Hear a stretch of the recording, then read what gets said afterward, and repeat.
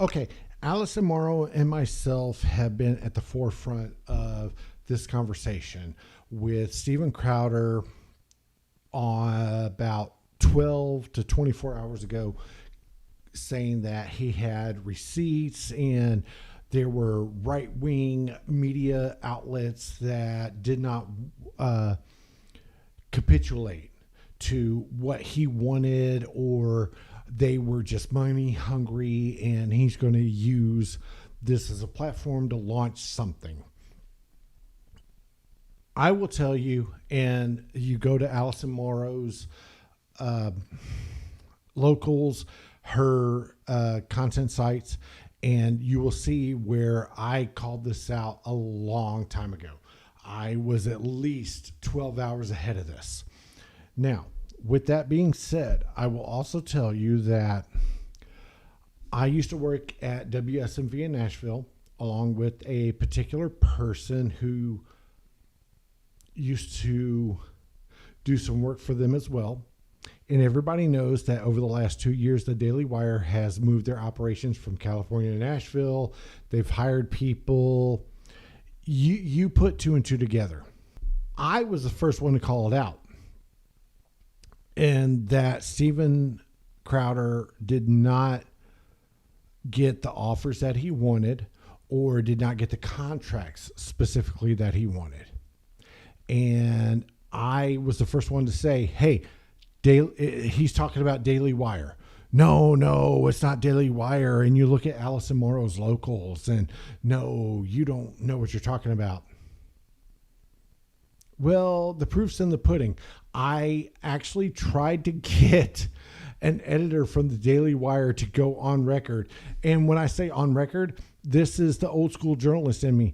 I wanted to change their audio, or make sure they were safe and protected and taken care of in the old school 60 Minutes kind of way, or the current Project Veritas type of way. But more importantly, I cared about that human as a person, and I wanted them to have a voice, and that's what I wanted to bring up. But I couldn't do that in time before the Daily Wire had a response to Steven Crowder. And, hey, props to Daily Wire. They knew they had to try to get ahead of this as best as they could. Hey, kudos to you. But that just because you're first in the race, that doesn't mean you're not Judas. Okay, Crowder was right in a lot of ways. There's some ways that Crowder is a crybaby bitch, and there's some ways that the Daily Wire is no better than Viacom or Gray Television. Let's be honest about it. And literally 20 minutes ago, the Daily Wire and Jeremy, their God King, weird ass beard like I've got, except he's got more money and more hair, had a response. So let's watch the Daily Wire's response to Steven Crowder and them trying to get ahead of it.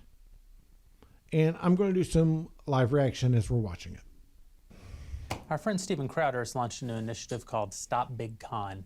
And in the video announcing the launch of the project, he talked about leaving the blaze and all the different offers that he fielded from other conservative organizations. Okay, first of all, let's stop for a second. He's not your friend. And what he thought were the real problems with those offers. And that's led a lot of people to speculate about whether or not the Daily Wire is one of the people who made him an offer. In particular, are we the ones who made the offer that he put up on the screen and talked about at length? Okay.